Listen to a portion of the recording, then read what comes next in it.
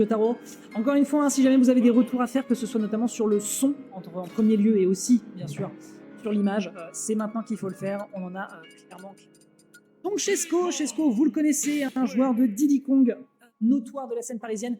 De l'autre côté, Magic, vous le connaissez surtout parce qu'il a voyagé aux States et il a fait des folies furieuses avec son Inkling. Ça fait longtemps que j'avais envie de voir de quoi il est capable et honnêtement, ça fait plaisir de pouvoir ici le voir à l'œuvre.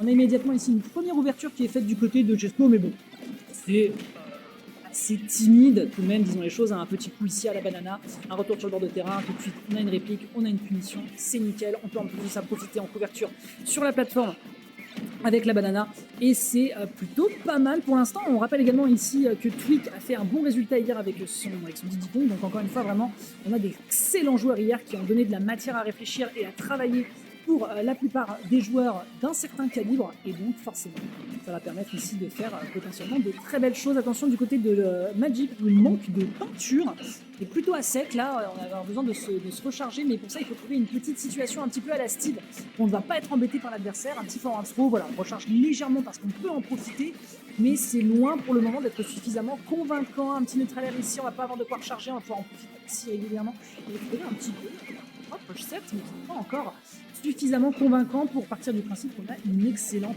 avance. Très très bon jab ici, voilà. À l'occasion de le faire, on a un Chesco qui est en train d'essayer de l'étouffer le plus possible. Il s'en remet très très bien, dash attack, up smash, ça prend enfin le kill. On en profite pour se refaire une jauge totale de peinture. Et ça y est, c'est reparti. Les ressources qui sont très très bien exploitées ici du côté de Magic pour le moment. La team Wartox qui nous fait beaucoup de bien à l'écran.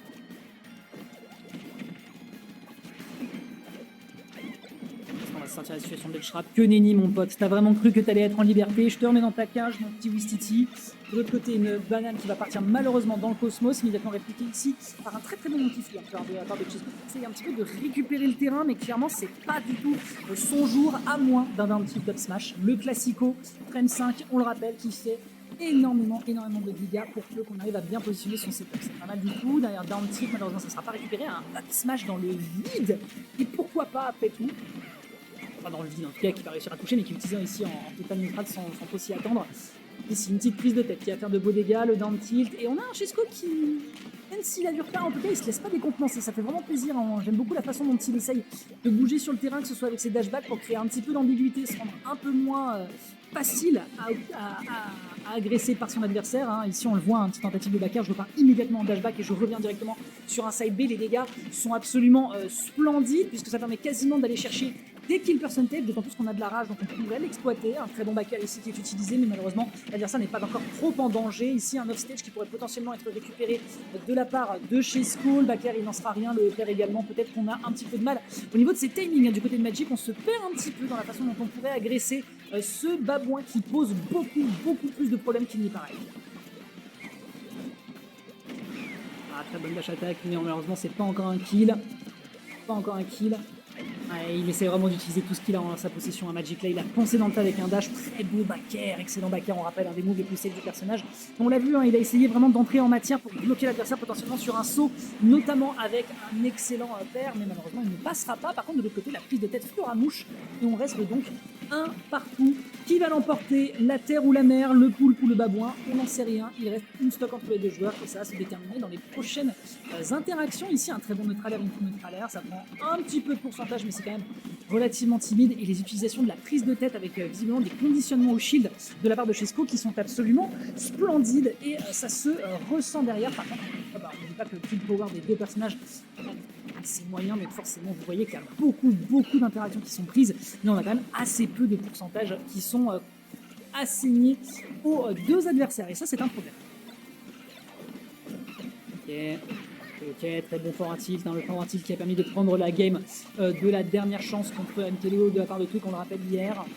Hop là, encore une fois une prise de tête, vraiment Magic qui a l'air d'être peut-être un petit peu trop attaché à son shield et qui pour le moment est en train de le vivre un peu à la dure. Le grab, attention, il ne s'agirait pas de le lifier parce que même si on est sur une belle avance, à la dernière stack il peut se passer beaucoup de choses avec les setups que peut proposer personnage comme Inkling. D'ailleurs, est-ce qu'on est en train de chercher peut-être des gras pour partir potentiellement sur un Bouya, d'autant plus qu'on n'a pas encore réussi à prendre le kill au Bouya. Je ne sais pas si c'est match-up dépendant, peut-être que des Didi dans le chat pourront me le confirmer. C'est des up smash, c'est récupéré. Ça va prendre la première game de la part de Chesco, extrêmement bien vu, hein. On a très très bien géré, que ce soit ses positionnements, que ce soit ses moves défensifs et surtout offensifs avec cet excellent up smash. Vraiment, les dernières interactions de la part de Chesco étaient un régal, un vrai régal. Team NXR qui pour l'instant met un petit peu la Team Wartox à l'amende.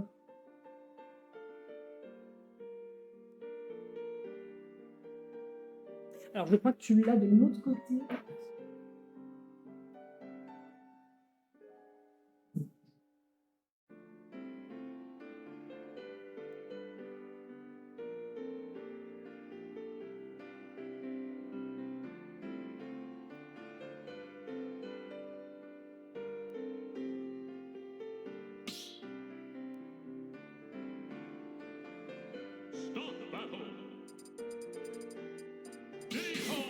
Hop là, impeccable. Allez, on est reparti. Besoin peut-être d'un peu plus de concentration du côté de Magic avec son headset.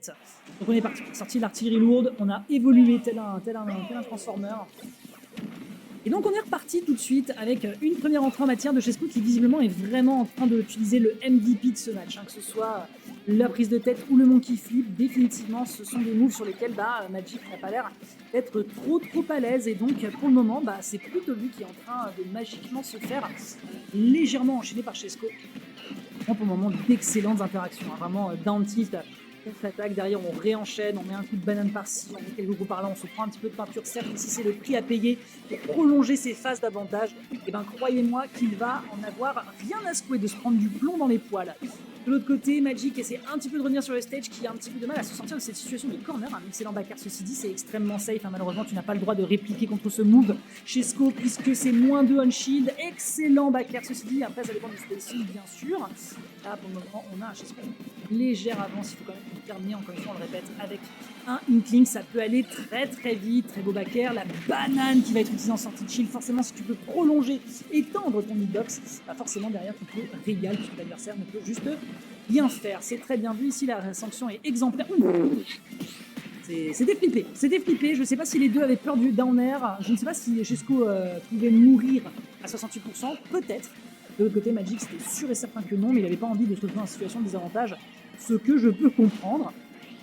Aïe, on va pouvoir revenir, on va pas pouvoir revenir. Chesco ici qui va concéder sa stock peut-être un peu, de manière un peu précipité, c'est dommage, mais ça n'est pas grave parce que pour le moment en tout cas c'est toujours lui qui mène la danse. J'aime vraiment énormément comment il déplace. Vraiment, regardez la façon dont Chesco bouge depuis tout à l'heure, alors bien bloqué ici par le jab. Je dirais juste de temporiser pour ne pas se faire avoir pendant qu'on est enduit de peinture, parce que si je ne dis pas de bêtises, ça augmente les dégâts et le knockback des coups de Inkling.